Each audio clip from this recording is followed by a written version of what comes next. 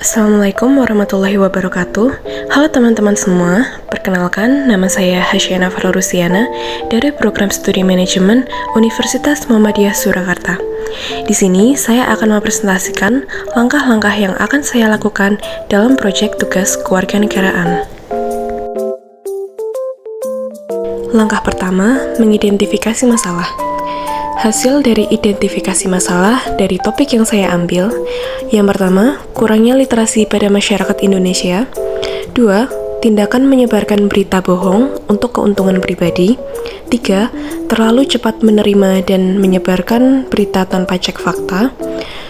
4. Rendahnya daya kritis masyarakat. 5. Ketidakrukunan antar masyarakat. Langkah kedua, menentukan topik yang akan dipilih. Setelah mengidentifikasi beberapa masalah, hasil topik yang dipilih relevan dengan mata kuliah pendidikan kewarganegaraan, yaitu informasi palsu dan informasi kelebihan.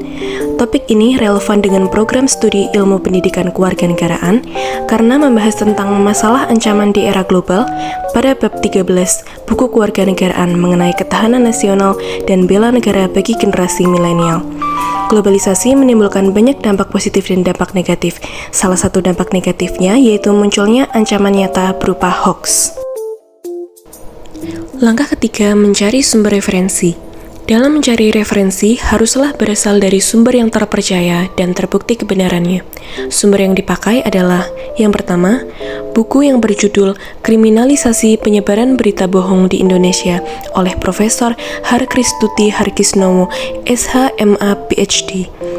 Yang kedua, artikel jurnal yang ditulis oleh Muncar Tias Palupi dari Universitas PGRI Yogyakarta tahun 2020 yang berjudul Hoax Pemanfaatannya sebagai Bahan Edukasi di Era Literasi Digital dalam Pembentukan Karakter Generasi Muda. Yang ketiga, media online yang berjudul Serial Edukasi Cegah Berita Hoax. Apa itu hoax? Dari Bayangkara Kita. Yang keempat, perundang-undangan. 1. Pasal 28 ayat 3 UU 1 2024 yang berbunyi, setiap orang dengan sengaja menyebarkan informasi elektronik dan atau dokumen elektronik yang diketahuinya memuat pemberitahuan bohong yang menimbulkan kerusuhan di masyarakat. Peraturan Hukum Pidana. 2.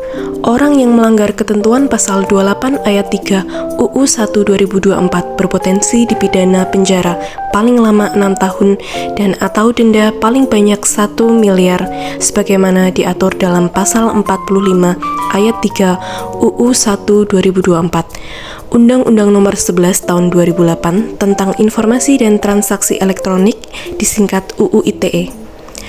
3. Pasal 14 UU 1 1946 sebagai berikut.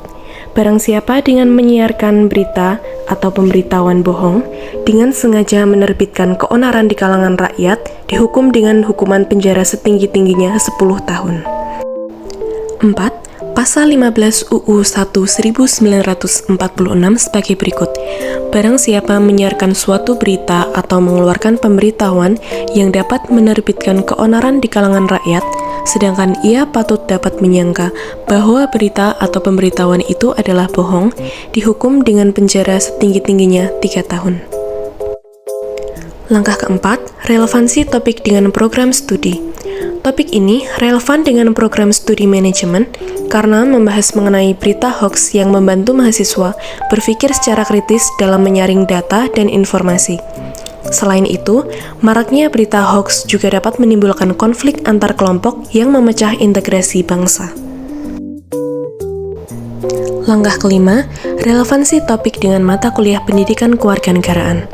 Topik ini relevan dengan program studi ilmu pendidikan kewarganegaraan karena membahas tentang masalah ancaman di era global pada bab 13 buku kewarganegaraan mengenai ketahanan nasional dan bela negara bagi generasi milenial. Globalisasi menimbulkan banyak dampak positif dan dampak negatif. Salah satu dampak negatifnya yaitu munculnya ancaman nyata berupa hoax.